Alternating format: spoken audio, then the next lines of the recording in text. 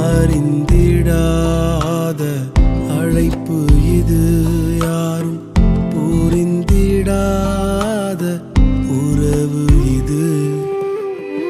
அழைத்தவரே நடத்துகிறீர், இதுவரையில் கிருபையினால்.